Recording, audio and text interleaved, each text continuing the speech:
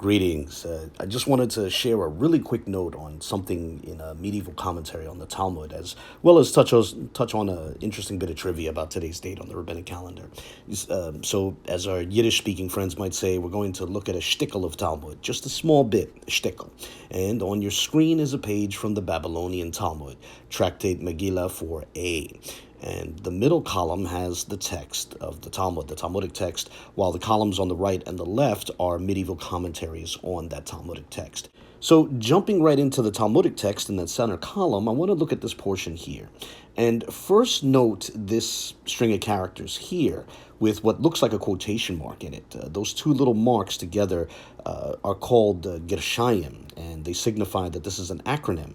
And in this case, that acronym is for Wamar Rab Yehoshua ben Levi, or Rabbi Yehoshua ben Levi, which means Rabbi Yehoshua ben Levi said.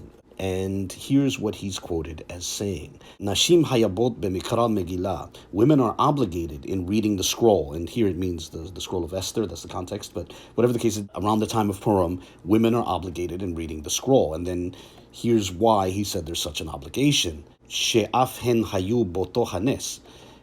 As even they were in the sign of the miracle. And now, in an attempt to gain a bit more insight into that perhaps cryptic statement, we can turn to a medieval commentary on that text. Now, regarding those two other columns, which I mentioned earlier, the column on the right is the commentary of the 11th century French scholar Rashi, and on the left are the Tosafot. And, these are the additional comments from other scholars who came after Rashi. And by the way, some might find it interesting to note that that plural noun, Tosafot, it means additions, and it's etymologically related to the verb in Deuteronomy 4:1 when it states lo tosifu al-hadabar, do not add upon the word. Now, as a disclaimer, I'm not sharing that as any sort of polemic. I just thought some might find that interesting. But anyway, getting into the Tosafot section of this particular page of Talmud, we're going to look at this portion here.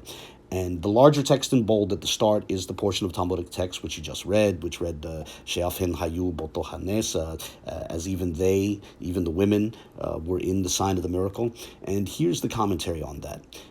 Pirush Rashbam, which means in the interpretation of Rashbam, which is to say that's a 12th century scholar who is the grandson of Rashi. So it's saying the Rashbam interpreted the text this way. He interpreted the text as meaning she'ikar hanes haya al yadan, that the root or the principle or the essence of the miracle was by their hands, by the hands of women. And then Rashbam gives two examples of miracles which were brought about by the hands of women. First, he writes, Purim al yadei Esther, in Purim by the hands of Esther, Bechanukkah al yadei Yehudit, in Hanukkah by the hands of Judith. And that's really what I wanted to show in this brief video.